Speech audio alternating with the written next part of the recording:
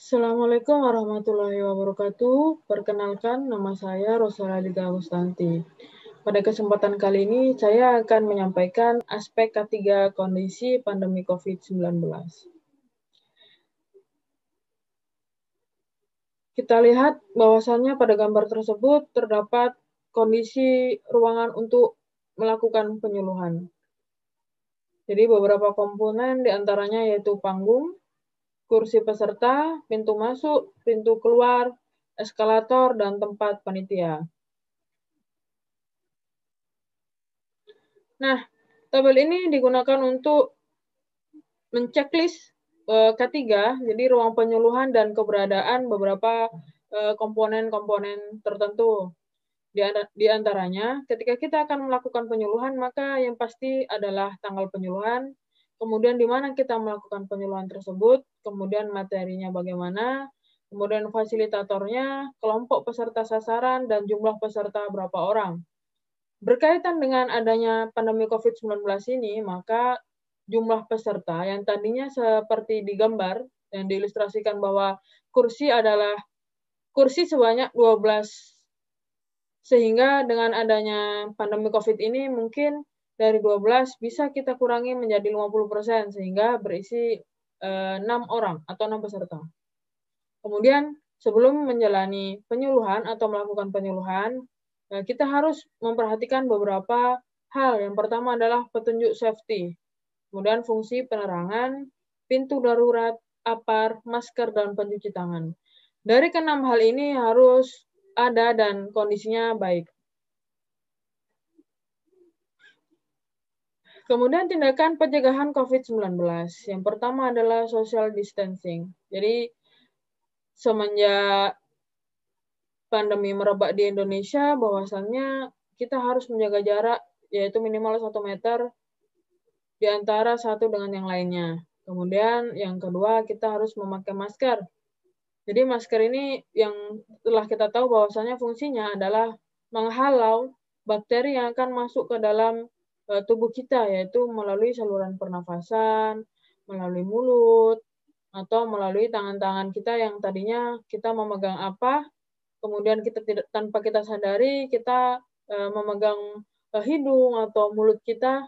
Nah, sehingga untuk mencegah itu kita bisa menggunakan sarung tangan. Dan yang terakhir adalah penyemprotan disinfektan. Kemudian selanjutnya adalah protokol kesehatan di tempat kerja.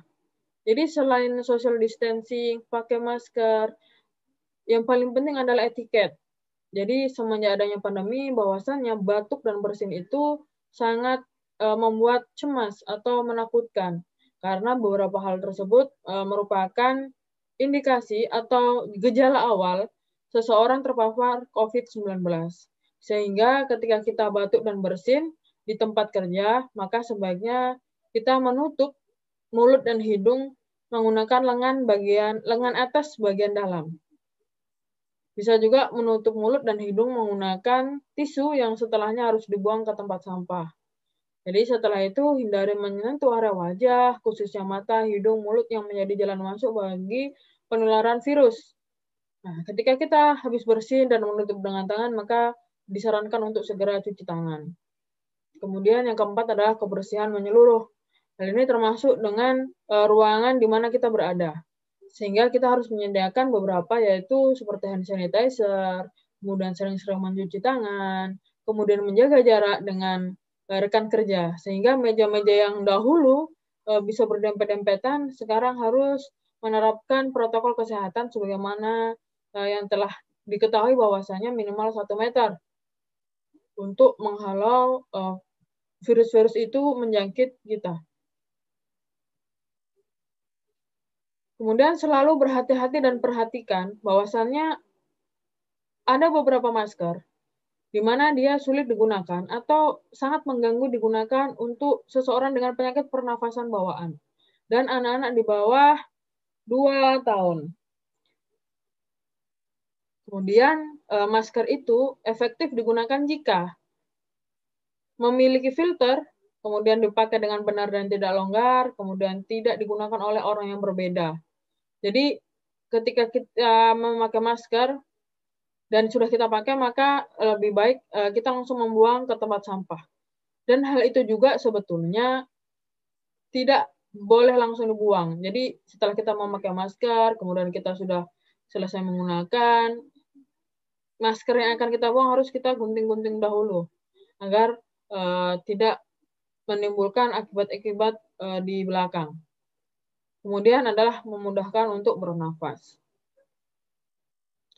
Jadi sekian, terima kasih. Wassalamualaikum warahmatullahi wabarakatuh.